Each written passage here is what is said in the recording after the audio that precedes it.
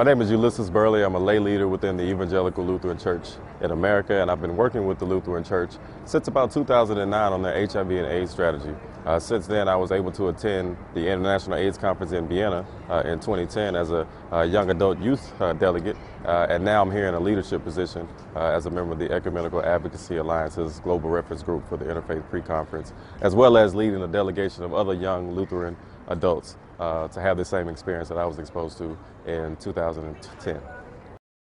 So in the context of the United States, the sub-theme of Nobody Left Behind to the 20th International AIDS Conference for me means that the millions of young black African-American men who have sex with men in the United States who are infected with HIV and AIDS are not forgotten. Often when we talk about HIV and AIDS, we talk about the countries that have the highest burden, like Africa and India and even Latin America. But we never mention the United States. And the United States is in the top 10, ninth in the world in number of persons living with HIV and AIDS, largely driven by the epidemic among African Americans, specifically young black men who have sex with men. And so nobody left behind for me in my context means that the United States is not forgotten in the global pandemic of HIV and AIDS.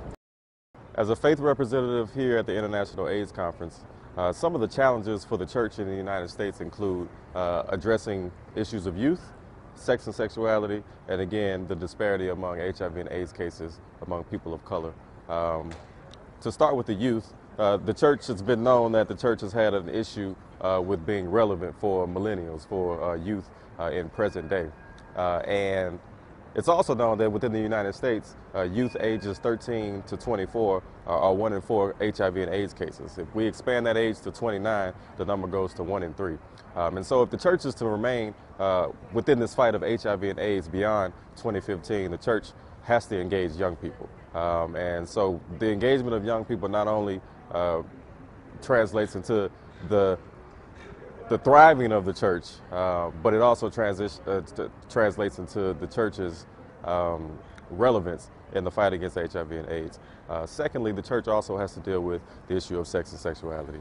And so sex and sexuality has often been a taboo issue among communities of faith, theologically, among religions. But sex and sexuality and HIV and AIDS are inextricably linked. And so you can't deal with one without dealing with the other. And so we have to learn as a church, as people of faith, how to have healthy conversations around sex and sexuality. I've heard many times here among faith leaders that sexuality is a gift from God, and that sexuality and spirituality go hand in hand to make up the entire body of Christ. I think if we can proceed in that manner, then we can really begin to address HIV and AIDS at its foundation.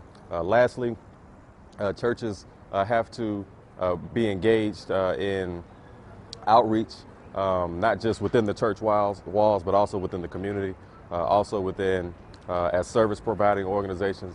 And churches need funding in order to do that. And so one of the challenges right now in the United States is the lack of funding available for capacity building organizations for HIV and AIDS, specifically from the CDC and NIH and entities of that level. And so churches have to become more educated as to how they can be more competitive for those funds that are available in order for them to have the resources that they need to move forward and to be a relevant presence in the fight against HIV and AIDS beyond 2015. Many people have not shunned away from the idea of faith communities being present.